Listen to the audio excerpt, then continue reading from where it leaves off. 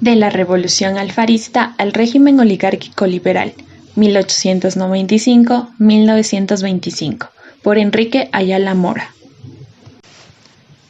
1. La Revolución de junio de 1895. Don Eloy, el general de las derrotas. La tradición histórica política del Ecuador ha vinculado la Revolución Liberal con el nombre de su máximo líder, Don Eloy Alfaro, que a partir de su triunfo en 1895 pasó a ser la figura dominante de la vida nacional hasta 1912, fecha de su muerte. Alfaro había nacido en Montecristi, provincia de Manabí, el 25 de junio de 1842. Sus padres fueron Manuel Alfaro, comerciante español, y Natividad Delgado, oriunda de la misma provincia. Su educación fue un poco sistemática. Desde temprano se dedicó a los negocios y también a la política. En 1864 participó en una conspiración contra García Moreno y tuvo que huir a Panamá, donde se casó con Ana Paredes de Arosemena. Allí conoció a Juan Montalvo. En 1875 volvió Alfaro al Ecuador. Inmediatamente se enfrentó al gobierno de Borrero y meses después luchó junto a Vintimilla, a quien declaró oposición cuando ya en el poder dio muestras de no cumplir su promesa liberal. Alfaro acudilló varias revueltas contra Vintimilla desde 1880. Entre 1882 y 1883 fue proclamado jefe supremo de Manabí y Esmeraldas. En esta calidad dirigió uno de los ejércitos que derrocaron al dictador. El año 84, una vez que Camaño se instaló en el poder, encabezó una nueva revuelta de los montoneros. Luego de cerca de 4 años de lucha, la suspendió por un periodo y se dedicó activamente a los contactos internacionales. Viajó por toda Sudamérica y conoció a los más importantes líderes liberales de la época. En América Central llegó a transformarse en el eje central de alianzas liberales del área y tuvo enorme influencia en varios gobiernos. Fue justamente por su lucha en Nicaragua que se le confirió el grado de general. Hacia mediados de la última década del siglo XIX, Alfaro vivía en permanente exilio. Los notables ecuatorianos habían acuñado para él un sobrenombre que repetían burlescamente: General de las Derrotas. Parecía que nunca el triunfo estaría de su lado, pero cuando estalló el escándalo de la venta de la bandera en 1895, las cosas cambiaron dramáticamente. El 5 de junio. Un hecho que en circunstancias diversas hubiera sido un incidente en poca monta, en la coyuntura del 95 se transformó en el detonante de una crisis profunda. El Estado oligárquico terrateniente, que había prevalecido a lo largo del siglo XIX, se desmoronaba. La recesión del capitalismo internacional, desatada en 1892, afectaba a la economía ecuatoriana. La alternativa progresista de una vía intermedia en la política se agotaba ante la recuperación del poder por el conservadurismo clerical intransigente. La burguesía entonces se lanzó a la toma del poder. Su proyecto no era solo el control del gobierno, sino una real transformación del carácter del Estado. Y para ello contaba con el respaldo de contingentes de latifundistas costeños y de grupos populares movilizados. Pero esa movilización popular iba más allá de la utilización de una lucha de los grupos dominantes.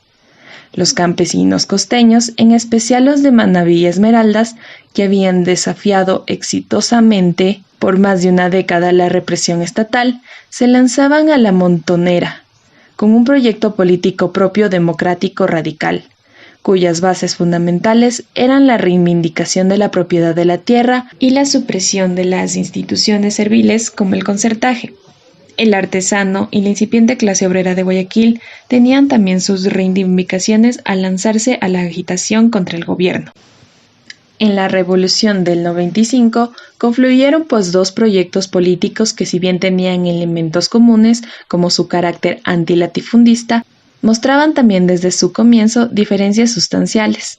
De un lado estaba el proyecto propiamente burgués y del otro el de carácter popular. Ambos, empero, caminaron un trecho juntos. El clima revolucionario que vivió el Ecuador en 1895 no era una excepción en el continente. Al contrario, nuestra revolución liberal se inició dentro de un contexto latinoamericano de agitación.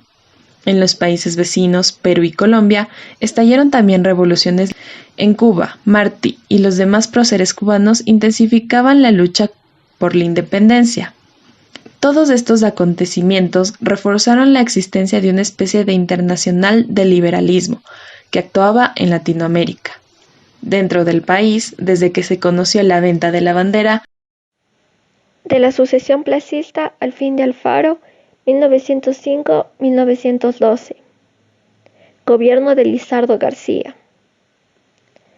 En 1904, Plaza promovió la candidatura presidencial de su anterior adversario, Lizardo García, conocido por su actitud proconservadora y a la sazón gerente del Banco Comercial y Agrícola. Los grupos liberales de oposición intentaron resistir al continuismo mediante la convocatoria de una junta de notables que consolidaría la unidad del liberalismo. El evento tuvo lugar con su secuela de agitación, pero el gobierno placista pudo imponer al sucesor y García fue electo presidente para el periodo de 1905-1909. Plaza, una vez separado del mando, viajó al exterior con un cargo oficial. Pero a pesar del respaldo con que contaba en los círculos de poder económico, la nueva administración dio signos de gran debilidad. A los pocos meses se vino abajo con el impacto de una revuelta que intentaba salvar las reformas liberales. Como en 1895, en la Revolución de diciembre de 1905, Alfaro fue la figura descollante. Sin embargo, en esta segunda oportunidad no era el líder de un consenso, sino claramente el jefe de una fracción liberal que se alzaba contra otra. Aún más, la revuelta no se había dado a través del pronunciamiento de Guayaquil, el centro del liberalismo, o de otra ciudad importante, sino mediante el típico cuartelazo, efectuado en dos ciudades serranas, Riobamba y Guaranda, conocidas por su inclinación conservadora. Fueron las guarniciones militares las que protagonizaron el hecho. Los pronunciamientos vinieron luego de las acciones de armas o de la deserción de las unidades del ejército oficial. Guayaquil fue una de las últimas plazas en ser tomadas. La mayoría de los notables liberales porteños respaldaron a García. La revuelta triunfó esta vez contra su voluntad.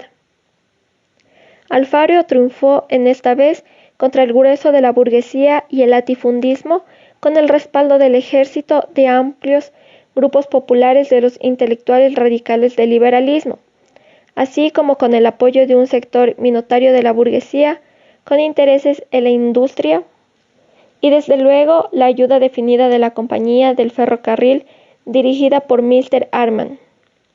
Es preciso además anotar que don Eloy recibió aquí el apoyo coyuntural de un sector del latifundismo serrano con intereses en la industria y necesitado de proteccionismo. Todas estas fuerzas concluyeron en la caída del gobierno de Lizardo García. No parecía, pues, llegado el momento para la consolidación de una fórmula oligárquica moderada que llevaba a la estabilización y quizá regresión de las reformas laborales y liberales. Por una parte, el bloque que estaba detrás del Banco Comercial y Agrícola no tenía aún la fuerza necesaria para subordinar a sus condiciones a los demás grupos de poder. Por otra parte, las reformas liberales laicas estaban inconclusas y era por tanto posible la movilización para salvar la revolución. Por fin, también el ferrocarril estaba inconcluso y por eso provocaba la incursión política de la compañía y manipulación de expectativas locales. El intento de la burguesía de ganar la hegemonía política mediante la negociación con el latifundismo tradicional y la drástica disminución de la capacidad de influencia en el juego del poder de los otros componentes sociales del liberalismo había resultado, pues, prematuro. Las tensiones creadas desembocaron en la ruptura del orden jurídico, la guerra civil y la búsqueda de una nueva solución constitucional en la que apareció ya del todo configurado el Estado laico. El segundo, alfarismo.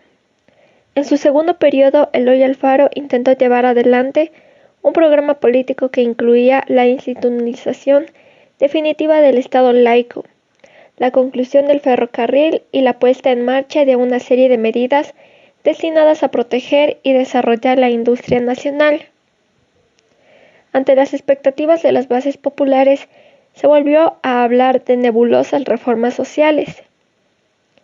Con la Constitución de 1906 se institucionalizó la reforma liberal completada 2 años después con la nacionalización de varias haciendas de la Iglesia. Esta medida, empero, no supuso el reparto de las tierras a los campesinos, sino el cambio de un arrendatario a otro, sin que la situación de los trabajadores mejorara. En general, en este periodo no se tomó ninguna medida importante que favoreciera a las bases populares del alfarismo.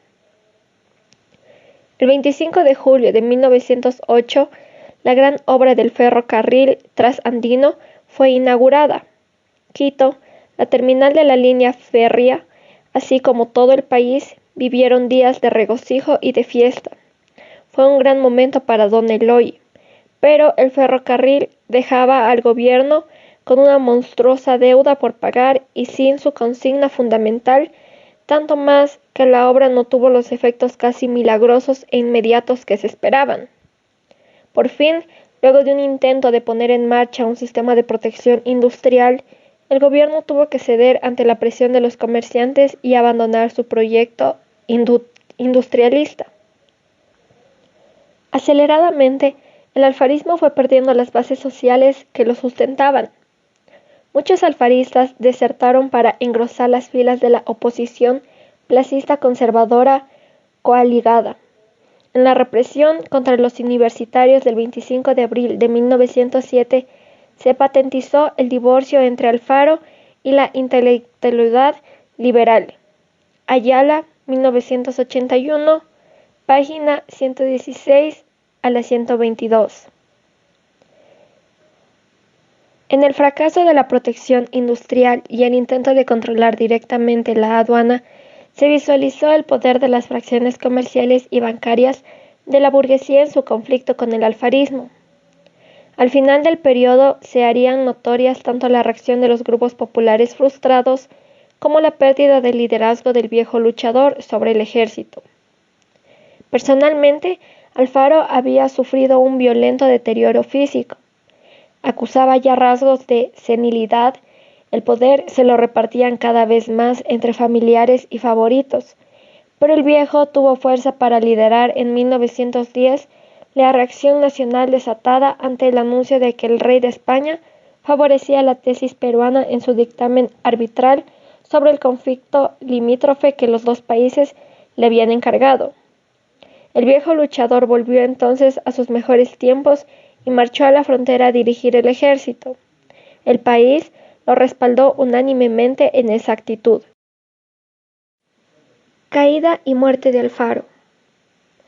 Pasados los eventos del aniversario del Grito de Independencia en 1909 y del conflicto limítrofe de 1910, se iniciaron los preparativos de la elección de 1911. Alfaro escogió como candidato oficial a Emilio Estrada, uno de sus fieles seguidores. Fabio Álvaro, sobrino del presidente, lanzó su candidatura con respaldo de ciertos círculos militares. Alfredo Vaquerizo Moreno, por otro lado, fue postulado por los grupos liberales placistas y por sectores conservadores. Alfaro pudo imponer el triunfo electoral de su candidato, sin embargo, cuando intentó obligar a su delfín y leal partido a que renunciara a la presidencia antes de asumirla, don Eloy fracasó en la maniobra. Estrada se negó rotundamente y consiguió al mismo tiempo el respaldo de varios de los notables liberales, así como el de varios cuarteles quiteños. Allí había venido trabajando activamente el general Emilio María Terán y había logrado enfrentar a los soldados, sobre todo a la tropa contra Alfaro, pero Terán fue misteriosamente asesinado. El 11 de agosto de 1911, ante el rumor de un golpe dictatorial de Alfaro, Varios cuarteles se sublevaron.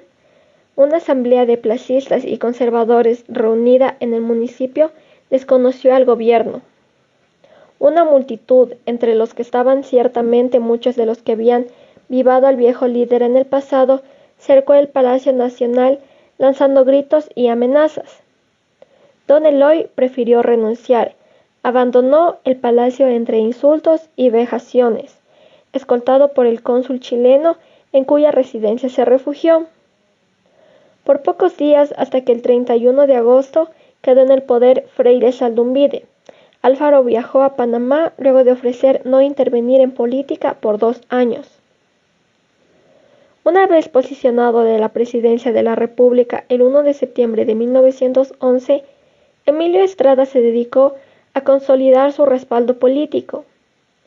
Estrada, vinculado a los intereses industriales y a la Compañía Nacional Comercial, dio la espalda a sectores allí representados y buscó el apoyo del placismo haciendo notorias concesiones. Su gabinete lo integró con anti-alfaristas, incluyendo al propio general Plaza y a un conservador, Carlos R. Tovar. Pero el presidente no duró mucho, murió el 22 de diciembre. Una vez más, Carlos Freire Saldumbide se hizo cargo del poder. Inmediatamente se dieron alzamientos armados en Esmeraldas y Guayaquil, el primero liderado por Fabio Alvaro y el segundo por el general Pedro Montero, quien llamó a Don Eloy. Alfaro llegó pronto a Guayaquil intentando constituirse en mediador, pero el gobierno de Quito se negó a todo arreglo y mandó al ejército con los generales Plaza y Andrade al frente.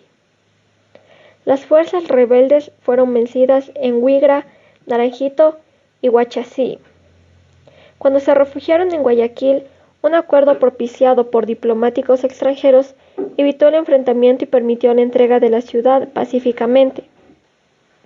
Pero el arreglo no fue cumplido en su totalidad y Alfaro, Franco y otros jefes fueron tomados presos. Luego de un juicio agitado, Montero cayó asesinado. Los presos restantes fueron enviados a Quito, en donde una multitud enloquecida asaltó el Pannótico donde se los había encarcelado. El viejo luchador y sus tenientes fueron asesinados y arrastrados luego por las calles de la capital hasta el ejido en donde se les incineró. Se ha discutido mucho sobre las responsabilidades del sangriento hecho y aunque no quedó nunca del todo claro, hay suficiente evidencia para pensar que Freire Saldumbide y su gobierno tuvieron criminal complicidad. No hay elementos de juicio suficientes para acusar a Plaza, pero es en cambio incuestionable que fueron los placistas junto a conservadores y clérigos quienes asusaron a la multitud enloquecida. Pero detrás de la muerte de Alfaro es preciso también detectar el agotamiento de la alternativa revolucionaria del liberalismo. En 1895, la burguesía en ascenso necesitaba un líder radical para consolidar el triunfo del orden liberal. Alfaro, caudillo popular, figura del radicalismo y gran jefe militar, fue el hombre. Pero la presencia de Don Eloy en el poder tenía un precio que los grupos dominantes, aun los usufructuarios de la revolución, se mostraron cada vez más reticentes a pagar. Alfaro se comprometió con un programa no solo de secularización del Estado, sino de franco avance modernizador que incluía el desarrollo industrial, la organización obrero-artesanal y hasta cierto punto la liberación de los campesinos de las arcaicas relaciones de producción. Esto lo enajenó el apoyo del grueso de la burguesía comercial bancaria y del latifundismo, lanzándole de vuelta a buscar el respaldo de una compleja y contradictoria alianza que incluía al incipiente sector industrial de la burguesía, a una minoría terrateniente, a los intelectuales históricos del liberalismo, al ejército, a las bases populares liberales y la Compañía del Ferrocarril. Esta alianza no podía durar mucho y fue descomponiéndose aceleradamente hasta que cayó en pedazos cuando Alfaro dejó el poder en 1911. La movilización popular y los intentos de reforma social tuvieron desde luego limitadas proporciones, pero fueron suficientes para alarmar a la oligarquía liberal y conservadora. Siempre quedaba el temor de que Alfaro fuera más allá, de ti que la radicalidad que el 95 fue esa ventaja que transformó en peligro una vez que se consolidaron las reformas liberales que dieron a la luz al Estado laico. Había entonces que deshacerse del viejo luchador, pero su eliminación se dio mediante la movilización popular, y ello solo fue posible en la medida en que las bases sociales de sustentación del alfarismo lo habían abandonado, alterando el equilibrio político. Las reformas y expectativas de reforma impulsadas por Alfaro, si bien alarmaron a la oligarquía, no lograron ni de lejos satisfacer las aspiraciones populares de abolición real del concertaje, reforma agraria, desarrollo manufacturero, etc.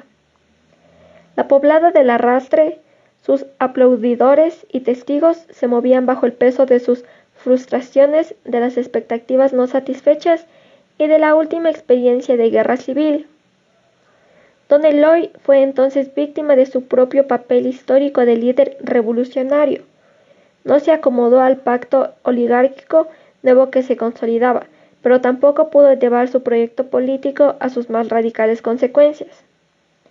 Era un líder que intentaba llegar su programa más allá de los intereses inmediatos de la clase que representaba de una burguesía no dispuesta a la revolución radical. El Estado laico. El triunfo político de la burguesía. A lo largo del siglo XIX se dieron en el Ecuador varios pasos en la constitución de un Estado nacional, cuya importancia no debe de ninguna manera disminuirse. Empero, los rasgos corporativos, así como el control político ideológico que caracterizaron a la dominación oligárquico-terrateniente, siguieron prevaleciendo hasta el inicio de la transformación liberal. Fue entonces cuando la burguesía comercial y bancaria encabezó un proceso inédito de movilización que derrumbó las viejas fórmulas de dominación estatal e inauguró una nueva época en la historia del país.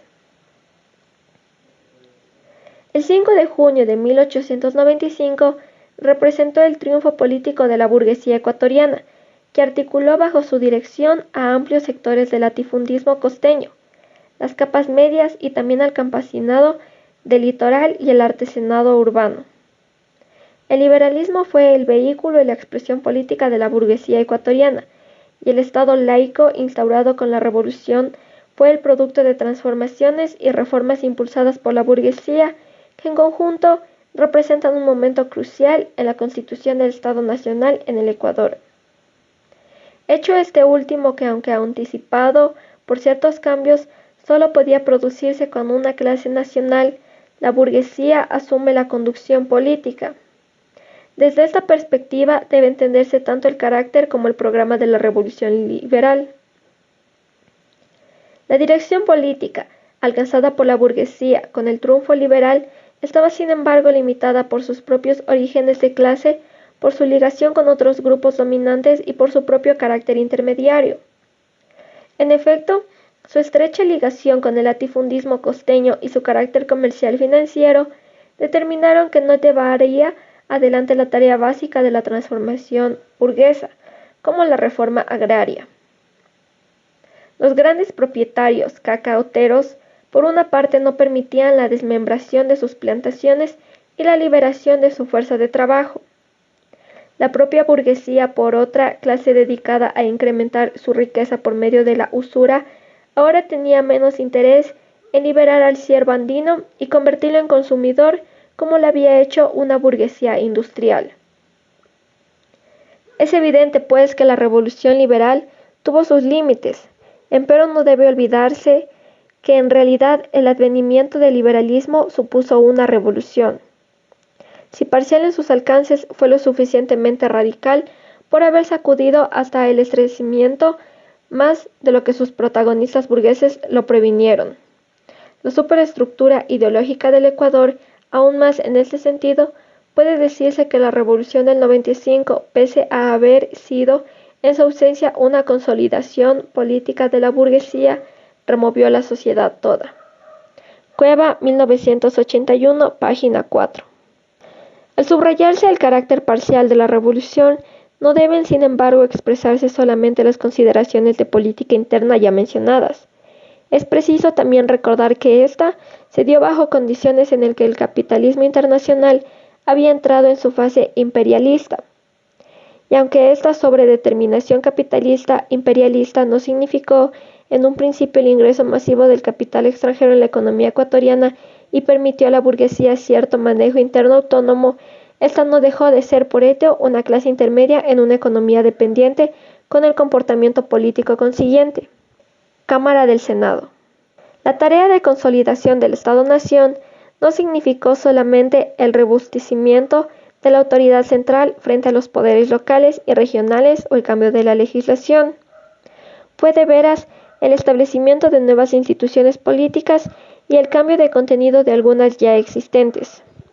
La definitiva consagración de la soberanía popular frente a concepciones de la autoridad de derecho divino significó un paso en la separación de la sociedad civil y del Estado, y con ello se consolidó el principio de que la autoridad era fruto de la representación de ciudadanos iguales ante la ley, lo cual desde luego no desvanecía sino que profundizaba el carácter de clase del Estado, pero ampliaba en cambio el espacio de la escena política como lo público frente a lo privado.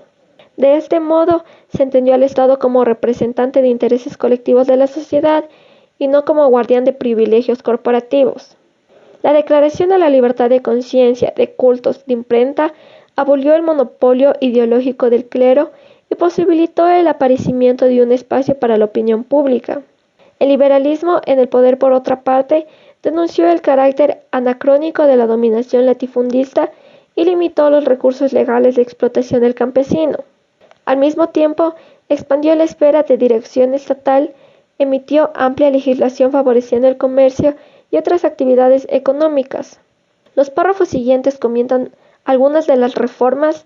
Todos estos avances, sin embargo, fueron aplicados desde el marco de la lucha política prevaleciente, lo cual quiere decir que muchas veces los gobiernos liberales violaron las garantías que habían establecido, y esto debido fundamentalmente a la supervivencia del control latifundista clerical sobre la mayoría de la población nacional.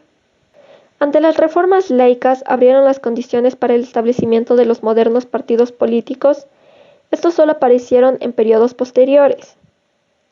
Desde 1895 hasta la década de los 20, la lucha por el poder no se canalizó a través de estructuras políticas partidarias, sino a través del enfrentamiento del liberalismo que controlaba el Estado y del conservadurismo articulado por la jerarquía eclesiástica.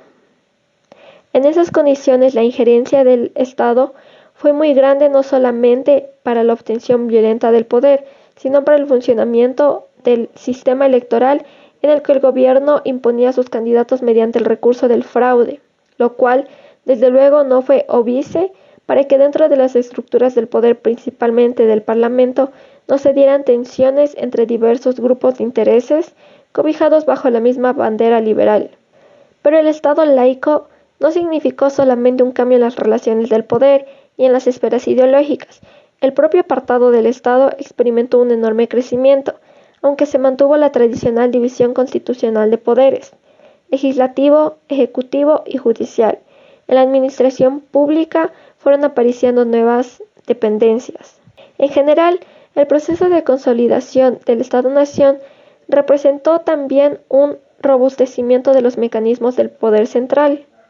Iglesia versus Estado.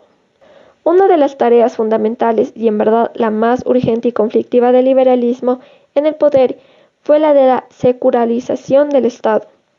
Aunque desde el primer momento se dieron grandes diferencias en la actitud del liberalismo frente a la Iglesia, ya desde el gobierno de Alfaro en 1895 hubo consenso entre quienes respaldaban al gobierno sobre la necesidad de reformar el concordato, de modo que se volviera compatible con la vigencia de las libertades de conciencia y de impedir que el clero participara en la política activa.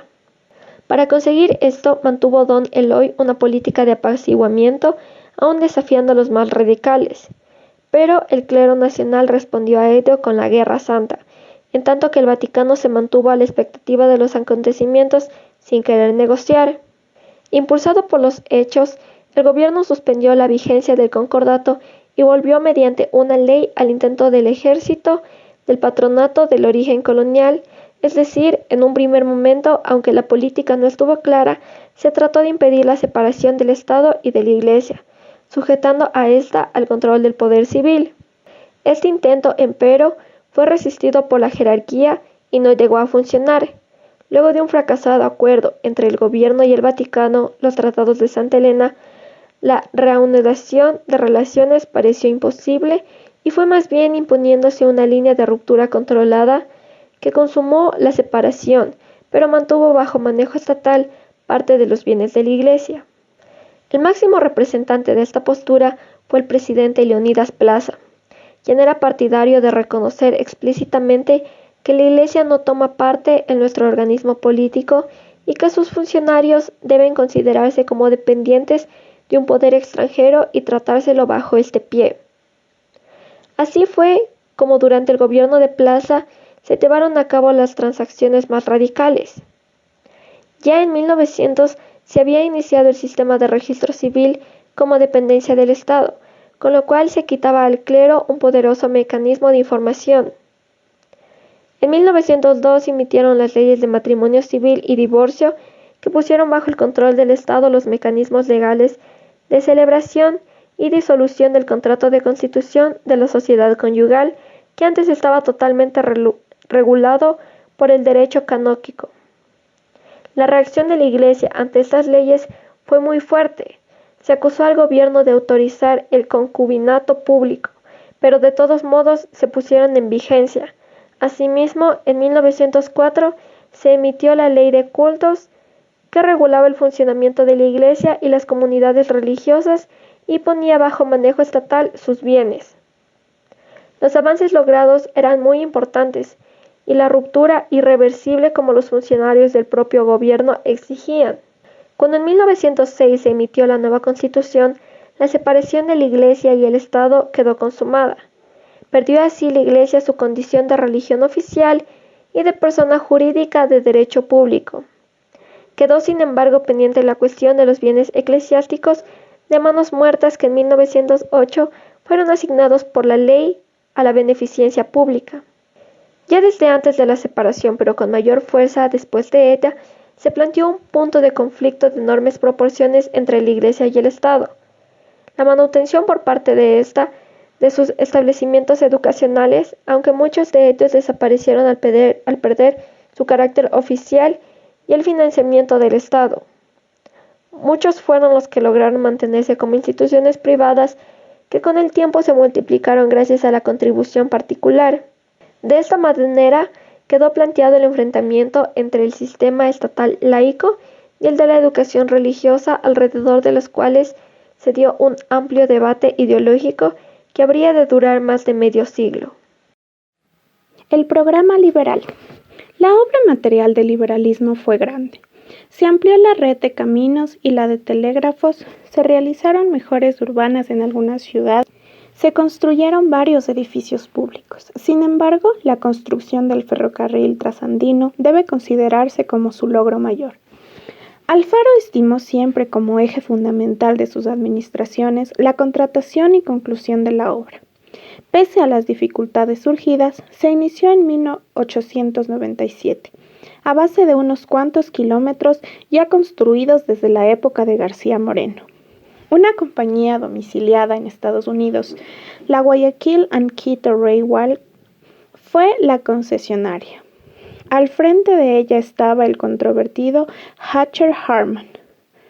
La obra fue financiada con inversión extranjera, parte de ella fruto de la renegociación de la deuda de la independencia. Los bonos emitidos, empero, estaban garantizados por los rendimientos de aduana, lo que provocó que el Estado cubriera una parte sustancial de la financiación. Luego de enormes dificultades que significaron desembolsos no previstos que corrieron a cargo del fisco, el ferrocarril se inauguró en 1908. Ya antes de su conclusión, la obra había afrontado dura resistencia por parte de los latifundistas serranos, que, a temores de tipo ideológico, sumaban el prejuicio de que la construcción les traía el encarecimiento y la fuga de la mano de obra campesina, y el alza de los precios en los lugares a los que la vía férrea iba llegando. Una vez que se concluyó, la línea no logró nunca un nivel de rentabilidad aceptable. Era un ferrocarril que resultaba muy caro en su operación, pero más allá de todo ello, debe considerarse el impacto a largo plazo de la obra, que logró establecer un mecanismo de vinculación entre la sierra y la costa, transformándose en columna vertebral de la integración nacional. El liberalismo entendió desde el primer momento que la consolidación de su triunfo político dependía en gran manera de la posibilidad de crear un mecanismo de reproducción ideológica. De allí que una de las preocupaciones iniciales fuera el establecimiento de un sistema educativo oficial y laico. En una década, los centros oficiales de educación fueron arrebatados a la Iglesia. Se fundaron además varios en todos los niveles educativos. El contenido de la nueva educación era fuertemente anticlerical e influenciado por las nuevas corrientes positivas en boga. La formación del nuevo tipo de maestros para los establecimientos laicos fue un serio problema que luego de sonados fracasos logró afrontarse dentro del marco de los colegios normales, destinados a la preparación del magisterio. La enseñanza universitaria fue definitivamente secularizada y se suprimieron los estudios teológicos. A nivel secundario se diseñó un bachillerato en humanidades modernas, que tuvo larga vigencia. En el campo primario se ensayaron nuevos métodos educativos. En el campo de la educación especial se crearon varios centros especializados. Luego de más de una década de ensayos y de descenso cuantitativo, en 1911 el sistema de educación laica estaba consolidado. En 1911, sobre un total de 1.551 escuelas, 1.484 maestros y 124.113 alumnos, existía en el campo de la educación estatal 1.197 escuelas, 1.484 maestros y 92.947 alumnos. En el mismo año se contaban 11 colegios nacionales y 7 colegios particulares con un total de 2.633 alumnos. Aunque el análisis del laicismo y su impacto en la cultura nacional debe ser objeto de otro estudio, no se puede dejar de observar que su implantación es uno de los pasos más importantes de la transformación liberal, ya que abrió las causas para el establecimiento de una ideología secular no dogmática de caracteres democráticos. Y la importancia del hecho es aún mayor si se toma en cuenta que el laicismo se estableció en medio de una fuerte reacción a la jerarquía eclesiástica que convirtió al laicismo en el blanco de su lucha ideológica. El rompimiento con la Iglesia planteó al Estado la necesidad de cubrir un espacio tradicionalmente encomendado a ella, la beneficencia. El programa liberal abarcó, pues, además de la nacionalización de algunos cementerios, el impulso a las instituciones de beneficencia de carácter privado secular que existía en Guayaquil y la fundación de entidades de tipo oficial en el resto del país, en especial en Quito y otros lugares de la sierra. Las juntas de beneficencia contaron, pues, con financiamiento estatal dentro de un marco de autonomía. Cuando las comunidades religiosas titulares de los bienes de manos muertas desaparecieron legalmente, estos fueron asignados a la beneficencia. Cabe anotarse que, contra una opinión muy difundida, la mayoría de los bienes eclesiásticos no pasaron a la beneficencia, sino que quedaron en manos de las diócesis destinados a la manutención de establecciones religiosas tradicionales. Por otra parte, hay también que observar que ni siquiera cuando esas tierras estuvieron a disposición del Estado, se llegó a entregarlas a los campesinos, sino que las mantuvo funcionando bajo el tradicional sistema hacienda-concertaje. De este modo, el gobierno retuvo la posibilidad de negociar el control de esos latifundios con los intereses terratenientes locales. hay por fin un aspecto de programa liberal que la historiografía tradicional ha dejado de estudiar: la organización popular. Habiendo llegado el poder a base de un respaldo popular definitorio, Alfaro se dio cuenta de que su fuerza política dependería de mantener organizadas sus bases, especialmente las artesanales. Por ello promovió y respaldó el proceso de secularización de las organizaciones de tipo artesanal que se dio tanto en Guayaquil como en Quito y otros lugares de la sierra.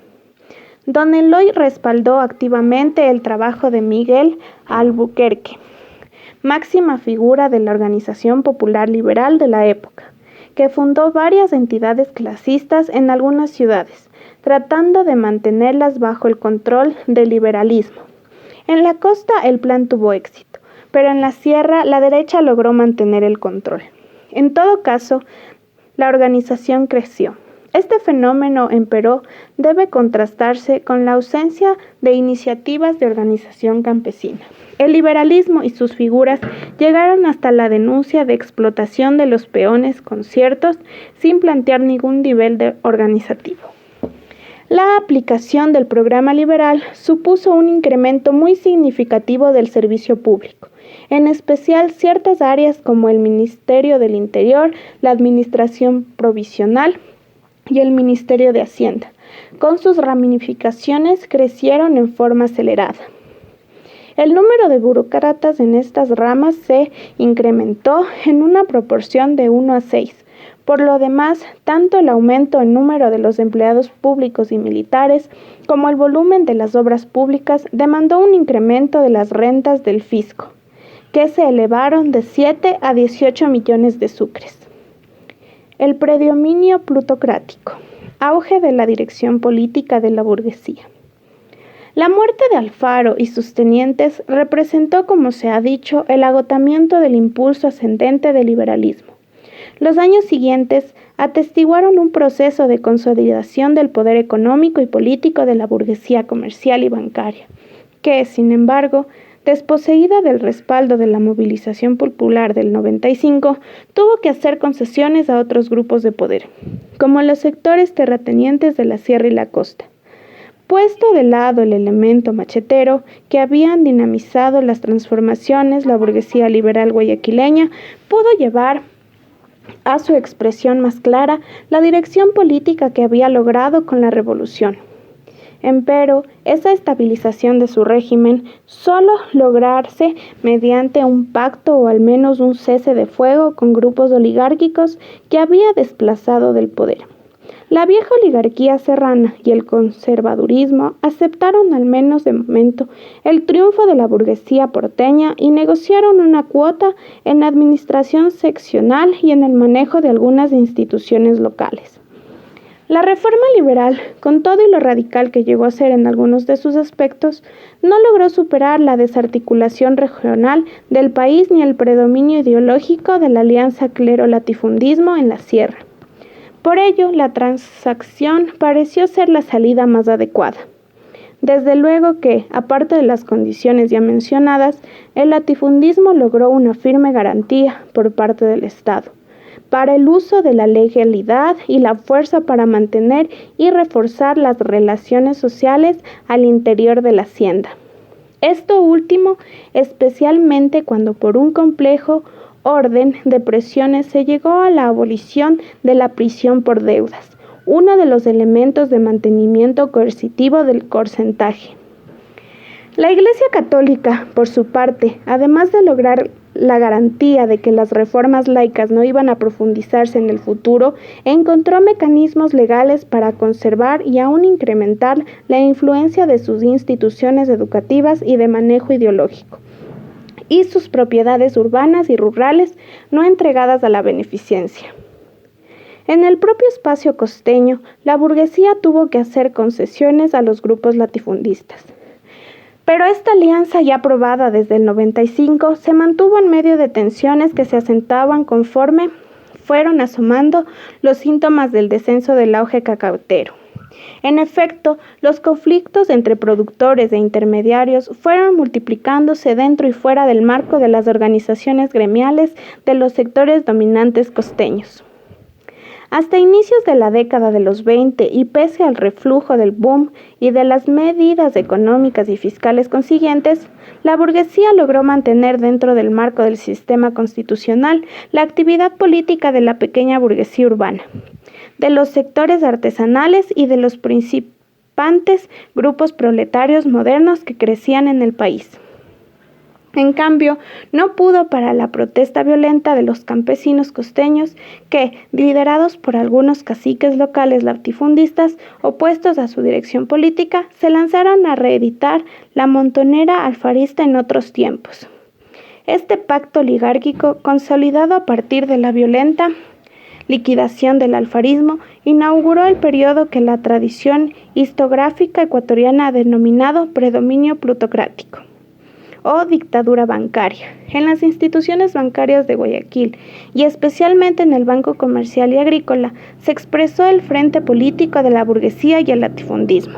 Conforme la dependencia crediticia del Estado respecto a ese banco fue acentuándose, creció también su capacidad de influencia en las decisiones gubernamentales, a tal punto que toda la política económica y la designación de los más altos funcionarios llegaron a concentrarse en las manos del general gerente del banco, Francisco Urbina Jado, a quien se llegó a considerar el jefe efectivo del gobierno del país. Paralelamente al poder del Banco Agrícola creció también el de la Asociación de Agricultores de Guayaquil, institución que, pese a su nombre, agrupaba a productores y comerciantes con el predominio monopólico de estos últimos. Al mismo tiempo, las operaciones financieras del gobierno y el manejo del endeudamiento externo público y privado fueron dirigidos por el Mercantile Bank of Americas, domiciliado en Estados Unidos. El periodo comprendido entre 1912 y 1925 marca el auge del Estado oligárquico en Ecuador. Las diversas personas y grupos que se turnaron en el poder representaron todos al liberalismo plutocrático o más concretamente a las alianzas dirigidas por sucesivos entendimientos entre el grupo vinculado al Banco Comercial y Agrícola y el sector placista, dirigido por el caudillo militar vinculado a la aristocracia serrana. Estas fueron las condiciones de la estabilidad política. Empero, aunque se dieron incluso propuestas de alternabilidad en el poder de conservadores y liberales, estos últimos lo conservaron todo el tiempo mediante la institucionalización del fraude electoral. Plaza y sus sucesores. Luego del crimen de enero de 1912, quedó planteada la lucha por el poder entre grupos antialfaristas triunfantes. El encargado del poder, Freile Saldumbique, favorecía abiertamente las aspiraciones presidenciales de su ministro de Relaciones Exteriores, el conservador Carlos Tovar, frente a la candidatura ya lanzada del general Plaza, también ministro de Estado, que contaba con el respaldo del ejército. Cuando el enfrentamiento se agudizó, Tovar llegó a un entendimiento con otro de los aspirantes, el general Julio Andrade, para vencer a Plaza. El 5 de marzo, luego de incidentes de Palacio, se dieron tiroteos en los cuarteles. En uno de ellos cayó asesinado el general Andrade. Nunca pudieron establecerse del todo las circunstancias de esa muerte, pero los adversarios de Plaza le adjudicaron la responsabilidad del hecho. El gobierno de Freile cayó y con ello se consolidó el placismo en el poder. Francisco Andrade Marín se hizo cargo del Ejecutivo y presidió una elección que Leonidas Plaza ganó fácilmente. En septiembre de 1912 inició su segunda administración presidencial. Desde los primeros meses el gobierno placista tuvo que afrontar el estallido de una revuelta militar en la costa norte. El coronel Carlos Concha, un oficial alfarista de tendencia radical e importante latifundista esmeraldeño, se alzó en armas acaudillando al campesino que reeditaba la montera. El movimiento, que se inició como guerrilla local, adquirió rápidamente proporciones de una guerra civil. Uno tras otro los ejércitos regulares fueron vencidos. En el combate del Guayabo, entre otros, se dio una derrota aplastante de las fuerzas oficiales. En un momento dado, apareció un nuevo foco insurreccional en el norte del mando del coronel Carlos Andrade, que se acercó con sus tropas peligrosamente a la capital. Con enormes costos económicos y de vidas humanas, el gobierno logró detener el avance conchista. Por la resistencia armada no fue sofocada sino años más tarde, cuando Plaza ya no era presidente.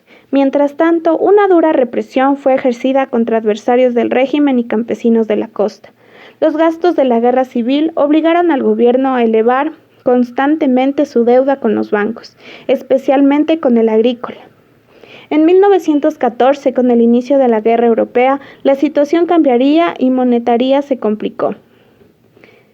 Entonces, el gobierno acudió al recurso de la monetaría para salvar al Banco Comercial y Agrícola, primero en forma temporal y luego permanentemente.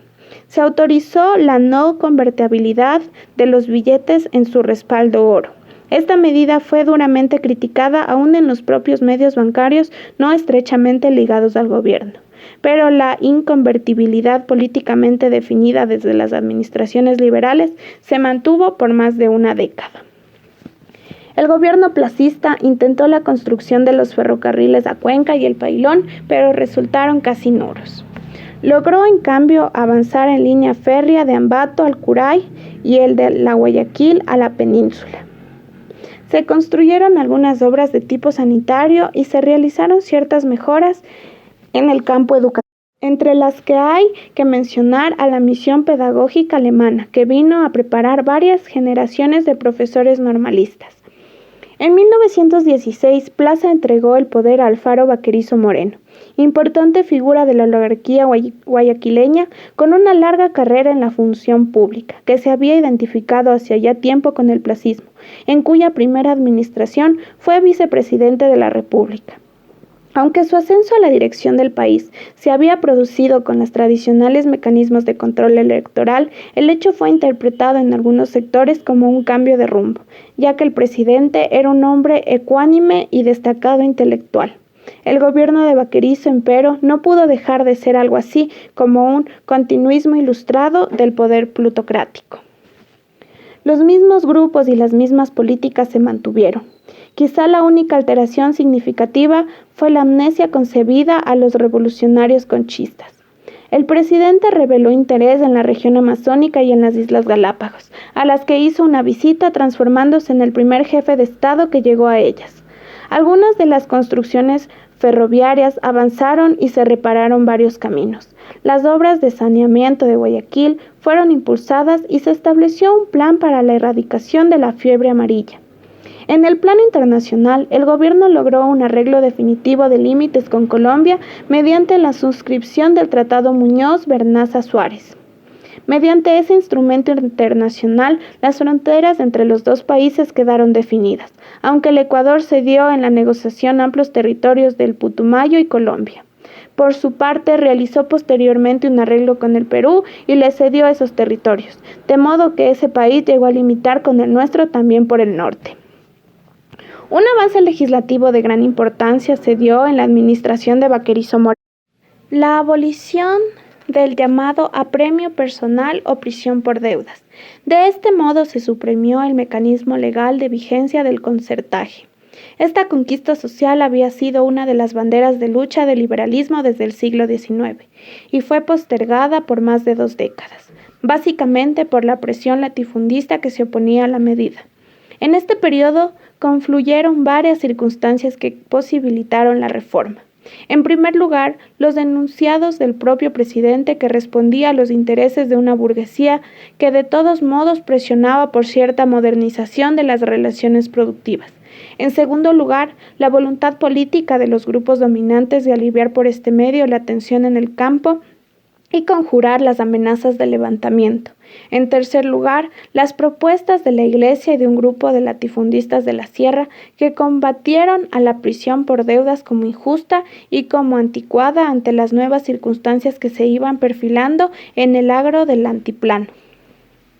En 1920 se enfrentaron 2 candidaturas liberales a la presidencia de la República, la del doctor Gonzalo Córdoba, viejo placista que decía representar la oposición a la plutocracia, y la del doctor José Luis Tamayo, nada menos que abogado del Banco Comercial y Agrícola. Era tal el nivel de control alcanzado por la oligarquía liberal que sus grupos y fracciones internas se daban el lujo de un enfrentamiento público, aunque ambas fórmulas opuestas fueran en realidad la misma salida continuista. El gobierno de Baquerizo respaldó a Tamayo y naturalmente este salió electo presidente de la República en 1920. A esta administración le tocó enfrentar la crisis desatada por la caída del cacao y demás está decir que ese enfrentamiento fue ante todo la defensa a ultranza de los intereses de la burguesía, a costa de trasladar todo el peso de la situación a los grupos medios y fundamentalmente a los trabajadores ecuatorianos. El 15 de noviembre. El impacto de la depresión económica trajo consigo un movimiento agitacional de significativas proporciones entre los grupos populares ecuatorianos. A inicios de la década de los 20 se crearon numerosas organizaciones laborales y se reforzaron las antiguas, con la participación de dirigentes y militantes que habían asimilado las ideas de la naciente izquierda socialista. Y fue en Guayaquil, la ciudad más grande y de mayor crecimiento del país, donde esa tendencia organizacional y organizativa se hizo sentir con más fuerza. A impulso de los sectores más conscientes de la clase trabajadora, se formó en el puerto principal de la Federación de Trabajadores Regional Ecuatoriana, que habría de constituirse en breves días en la vanguardia de lucha popular. En octubre de 1922, los trabajadores de la compañía ferrocarril presentaron a la empresa un pliego que incluía alzas salariales. Luego de varios días de tensiones y amenazas, fueron satisfechas las demandas de los trabajadores, al menos en parte. Este conflicto fue el detonante de otros y el inicio de una serie de movimientos de reivindicación y protesta que también se dieron en otras ciudades ecuatorianas. En pocos días, la situación había rebasado el enfrentamiento a nivel de empresas obreros asalariados, para transformarse en una acción solidaria que incluía también a los artesanos, obreros portuarios, subempleados, etc. El 10 de noviembre se vivía ya en un ambiente de gran agitación popular. Ante los hechos, el gobierno reaccionó con nerviosismo y la oposición aprovechó las circunstancias. Los grupos oligárquicos no directamente vinculados con la administración Tamayo maniobraron intensamente para transformar la protesta popular de un simple acto de presión para que la incautación de giros fuera destacada. Hasta consiguieron una declaración de una asamblea en sentido.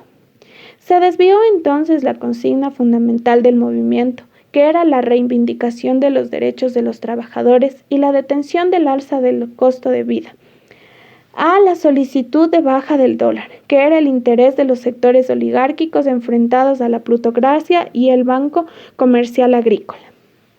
El 15 de noviembre se convocó una gran marcha por las principales calles de Guayaquil. El multitudinario acto que exigiría al gobierno cumplir sus compromisos no pudo ser determinado ni por dirigentes que señalaban que era imprudente una demostración de fuerza, aunque fuera pacífica.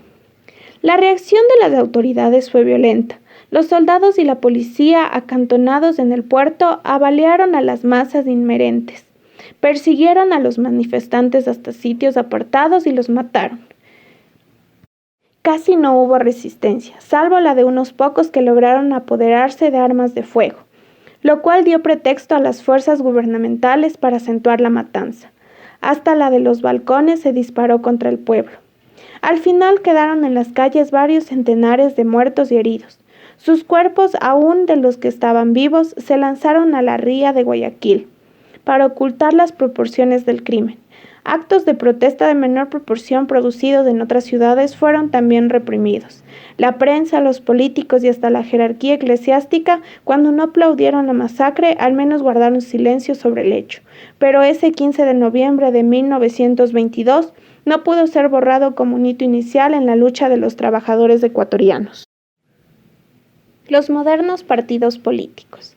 El impacto de la recesión económica, las pugnas desatadas por su enfrentamiento, la protesta generalizada y el uso de la represión para detenerla, todo ello reflejaba la existencia de una profunda crisis en la dirección política que la burguesía había alcanzado al final de la Revolución Liberal en 1912. Esa crisis sacudió no solo la estructura de poder, sino también la ideología y toda la sociedad. Los años 20 fueron, pues, los significativos cambios. Producida la secularización por la ruptura del Estado e Iglesia y robustecidos los grupos medios y populares por crecimiento de la economía y del Estado, a su vez detenido por la crisis, fueron dándose condiciones para el aparecimiento de nuevos mecanismos de participación política en el Ecuador. La década de los 20 justamente antiguó la reconstitución de las viejas tendencias en partidos políticos y el surgimiento de uno nuevo que habría de ser el eje de la izquierda constataria por un largo periodo. Los primeros síntomas de reorganización política se dieron justamente en el liberalismo. Los grupos dominantes no directamente vinculados al predominio del Banco Agrícola, los sectores de intelectuales pequeños burgueses marginados por el manejo oligárquico del Estado y ciertos medianos comerciantes y latifundistas de provincia comenzaron a inicios de los 20 una campaña por organizar el Partido Liberal que carecía de estructura. De este modo se intentaba contener la dictadura bancaria. En 1923 se reunió una asamblea liberal que aprobó una organización y dirección nacional para el partido. Asimismo, formuló un programa político influenciado por los intelectuales más radicales, que contenía postulados de corte socialista. El gobierno trató de diluir la organización transformándola en una alianza electoral, pero el Partido Liberal logró mantener su estructura en funcionamiento desde entonces. Su principal bandera de lucha por décadas sería la defensa del laicismo. Por su parte, la derecha reorganizó fuerzas. La crisis de poder y el evidente desmoronamiento del liberalismo plutocrático revivió la ambición de suplantarlo en la dirección del Estado. Luego de una fallida acción de armas en 1924, los trabajos organizativos desembocaron en 1925 con la reunión de la Asamblea Nacional que delineó una fuerte y vertical estructura partidaria al mismo tiempo que lanzó un programa fuertemente influido de reformas sociales inspiradas en la organización política de esas fuerzas. Esto se debió además de las causas internas ya enunciadas, a la influencia de la Revolución Soviética y el avance del socialismo en Europa, y a la acción de algunos intelectuales extranjeros y ecuatorianos que plantearon el debate sobre la constitución de una fuerza de izquierda. Luego del aparecimiento de algunos órganos de prensa y la fundación de algunos núcleos locales y regionales, en 1926 se estableció el Partido Socialista Ecuatoriano. En sus inicios, el socialismo fue una fuerza más bien heterogénea. Confluía allí sectores progresistas del liberalismo, tendencias de derecha latifundista, planteamientos de corte utópico y grupos de orientación marxista. Entre estos últimos, empero, había que distinguir a los de orientación prosoviética y los de raíz socialista no alineada internacionalmente y anarco-sindicalista que devinieron luego en socialistas revolucionarios independientes de la dirección soviética. Con el tiempo, el socialismo fue definiéndose como fuerza de izquierda, aunque conservó su heterogeneidad y su amplia base social que incluía a la pequeña burguesía y los sectores populares. Una división socialista a inicios de los 30 dio origen al Partido Comunista Ecuatoriano. La fundación del socialismo fue más allá de la constitución de nuestro primer partido de izquierda. Representó un fuerte impacto en toda la estructura ideológica, ya que se abrió todo un espacio de debate alrededor de los derechos sociales y la organización del pueblo. En las filas del ejército, la influencia de las ideas socialistas llegó a ser grande y se mantuvo por varias décadas hasta los años 40. Gobierno y caída de Córdoba. En las elecciones de 1924 se impuso por el tradicional mecanismo del fraude la candidatura del doctor Gonzalo Córdoba. El latifundismo serrano había lanzado dos candidaturas opositoras, la del conservador Jacinto Gijón y la del rico hacendado de ideas socialistas, coronel Juan Manuel Lasso, hombre de gran popularidad que bajo condiciones no fraudulentas hubiera ganado la elección. Pero la propia candidatura de Córdoba había sido fruto de durísimas tensiones en las altas esferas liberales, que estaban profundamente divididas. Aún más, el elegido político de vieja trayectoria estaba para entonces enfermo, lo cual le impediría una eficiente dirección de los argumentos gubernamentales. Apenas inaugurado el nuevo régimen, la oposición inició su actividad. Jacinto Gijón y Camaño, joven líder conservador, optó por la alternativa Almada. A fines de 1924, acudió una revuelta en el norte del país que fue sofocada por el ejército regular en la localidad de San José Ambi, provincia de Imbabura. Pero con ello la actividad conspirativa no se detuvo, sino que se intensificó. Aún dentro de los circuitos gubernamentales y en el ejército, el banquero y empresario liberal quiteño Luis Napoleón Dillon se transformó en el ideólogo de la oposición del régimen y su soporte, el poder bancario de Guayaquil. La situación de inestabilidad se agudizó con el deterioro de la salud del presidente, alejado por largos periodos de la capital y del ejercicio del poder. A esto se sumó un duro invierno que a inicios de 1925 destruyó un buen sector de la línea férrea de Guayaquil.